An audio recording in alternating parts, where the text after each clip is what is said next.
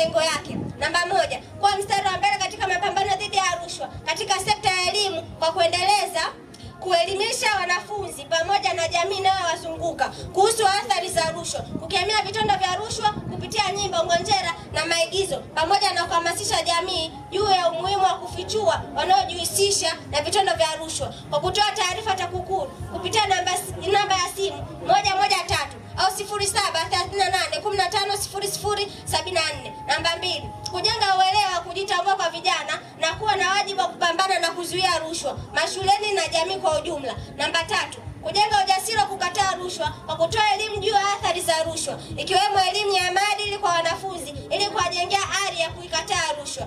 Uzinduzi wa klabu kiongozi mbio wa Mwenge za Uhuru kitaifa. Baada ya maelezo haya mafupi, tunakuomba ukague na ukiridhia uizindue klabu hii ya wapinga rushwa ya shule ya sekondari DC Mvumi. Tunawashukuru na tunaomba muendelee kufanya hiyo kazi, kwani matunda ya kazi yenu yanaonekana. Kwa tunaomba muendelee kufanya hiyo kazi na Mwenyezi Mungu atawabariki. Tunawashukuru vijana kujitoa kwenu kwenda kujifunza, lakini tunawapongeza wazazi wenu kuwalea katika maadili yaliyo mema, lakini tunawapongeza pia walimu kuendelea kuwalea katika maadili yaliyo mema na kuwafundisha uzalendo kwa taifa letu. Muendelee kuwa wazalendo, na nyinyi mnakwenda kuwa mabalozi. Endeleeni kuwakumbusha wanafunzi wenzenu, lakini jamii kwa ujumla, kaka zenu, dada zenu, ili wana wenyewe waendelee kuwa mabalozi wa kukataa rushwa, kwa sababu rushwa ni adui wa haki, rushwa ni adui wa maendeleo. Mheshimiwa Mkuu wa Wilaya ya Chamwino, niombe tu walimu, wazazi na walezi tuungane kwa pamoja kuwakumbusha watoto wetu hawa kuwa wazalendo kwa taifa, lakini kuwalea watoto katika maadili yaliyo mema.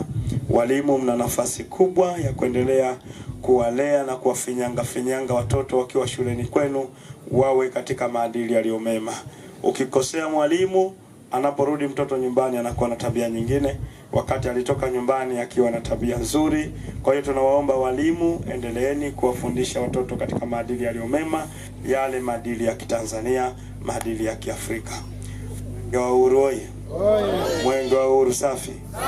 Mheshimiwa Mkuu wa Wilaya, pia na nyinyi viongozi waandamizi wa wilaya, watembeleeni watoto mashuleni, iwe ni private, iwe ni shule ya serikali.